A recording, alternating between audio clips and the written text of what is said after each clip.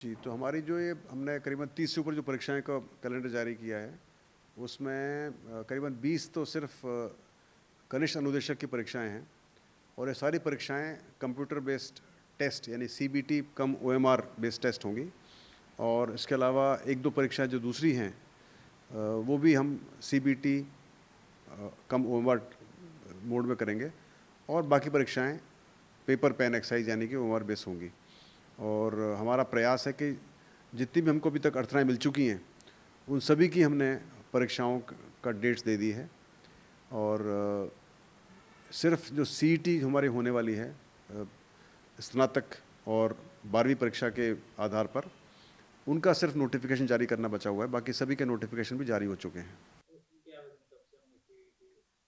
तो बस अभी चूँकि एमसीसी चल रहा था, तो उसकी वजह से कुछ टाइम देरी इसमें हो गई और मुझे उम्मीद है कि शीघ्र ही डिपार्टमेंट ऑफ पर्सनल यानी डीओपी से हमको सीईटी के विषय में आदेश मिल जाएंगे और क्लैरिटी आ जाएगी कि किस तरह से जो उसमें कोई रिवाइज़ करना है रूल्स के अंदर नियमों में और वो जैसे ही हमको मिल जाते हैं हम फिर उसकी नोटिफिकेशन जारी करेंगे और फिर उसके बाद फ़ौरन ही फॉर्म भरने का सिलसिला जारी हो जाएगा।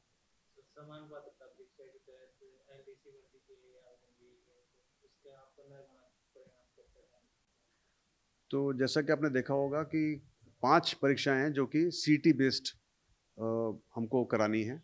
उसमें से हमने 3 परीक्षाओं के परिणाम ऑलरेडी निकाल दिए हैं और अभी 2 बचे हुए हैं।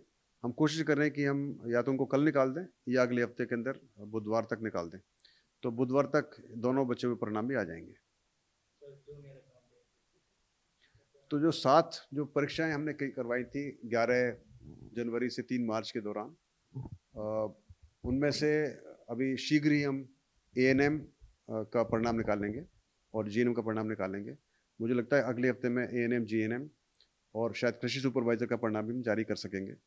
और जहाँ तक सवाल है आईए यानी सूचना सहायक का परिणाम का, उसके लिए हम इंतज़ार कर रहे हैं कि कुछ जो बढ़े हुए पद हैं, उनकी डिटेल्स हमारे को मिल जाएँ क्योंकि उसमें कुछ अड़चनें थी, टेक्निकल अड़चन होती है क्योंकि लीगल मैटर्स होते हैं। तो वहाँ से हमको इन्फॉर्मेशन मिली थी संबंधित विभाग से लेटर भी आया था लेकिन चूंकि उसके अंदर कुछ टेक्निकल इश्यूज हैं तो हमने उनसे कुछ क्लैरिटी मांगी है। जैसे ही वो हो जाता है तो हम फिर आईए का भी रिजल्ट निकाल सकते हैं और उसके बाद में फिर जेआरए, सीएच और कंप्यूटर के भी परिणाम निकालेंगे। जैसे कि मैं पहले कह चुका हूँ कि हमारी कोशिश है कि हम 20 जून तक ये परिणाम निकालें। ये ज़्यादा देरी होगी तो हद से जून के महीने आखिर के तक हम सभी परिणाम घोषित करना चाहेंगे।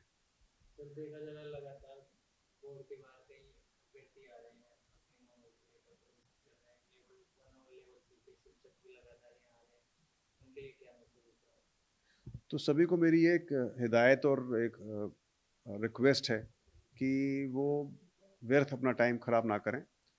जहाँ तक L1 के अभ्यर्थियों का सवाल है, बोर्ड ऑलरेडी हमको माननीय उच्च न्यायालय ने ऑलरेडी इसका फैसला सुना चुके हैं और बोर्ड L1 केसेस को प्रोसेस कर रहा है। करीबन 1400 के आसपास पद हैं और हमारा प्रयास है कि जो प्रोविजनल केसेस हैं उनके ऊपर भी हम उनको भी साथ साथ में हम उनको विस्तारण करें। तो अभी इस समय बोर्ड उन्हें सभी जो प्रोविजनल केसेस हैं उनको डील कर रहा है और हमारी कोशिश होगी कि अगले 1-2 हफ्ते के अंदर हम L1 के जो परिणाम हैं उनको भी निकाल सकें। जहाँ तक L2 का सवाल है उसके अंदर 5 सब्जेक्ट्स के ऊपर माननीय न्यायालय का आदेश आया है कि 5 सब्जेक्ट्स हैं आउट ऑफ 8 जिनके अंदर वो चाहते हैं कि हम एक कमेटी बना के नई कमेटी नए एक्सपर्ट्स को लगाकर हम जो करीबन लगभग 70 क्वेश्चंस हैं उनकी पुनर्जांच करवाएं और वो हमने कमेटी बनाने के लिए आदेश दे दिया है। मुझे उम्मीद है कि अगले हफ्ते के अंदर ये कमेटी अपना काम शुरू कर देगी और हमारी कोशिश होगी कि जून के महीने के अंदर ही हम वो कमेटी अपना निर्णय दे दें और उस निर्णय के आधार पर फिर हम रिजल्ट्स जारी करेंगे। कमेटी के जो निर्णय होगा, यदि मान लो कोई क्वेश्चन रिवीजन के लिए नहीं आता है या आता भी है, तो जो कमेटी का निर्णय होगा वही फाइनल होगा और उसी के आधार पर हम रिजल्ट्स को कर सकते हैं। हमको न्यायालय में जाने की आवश्यकता नहीं होगी। न्यायालय का भी है इसके अंदर शिक्षा निदेशालय भी निकाला था।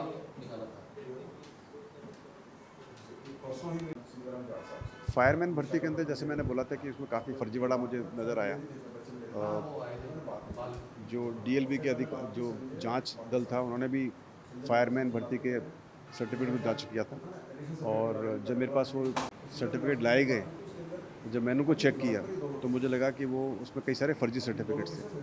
इसीलिए फिर मैंने पूरे की पूरे उनको वापस डीएलबी को भिजवा दिया था, और उससे मैंने रिक्वेस्ट किया था कि उन सबकी जांच दोबारा करवाई जाए। तो शायद डीएलबी भी चुनावों के अंदर बिजी थे, तो शायद वो कार्रवाई को नहीं कर पाए थे पूरे। अब उम्मीद है कि जल्दी से ही वो उसकी जांच करवा के हमको उसका रिपोर्ट भेजेंगे, उसके आधार पर फिर हम रिजल्ट जारी कर सकेंगे।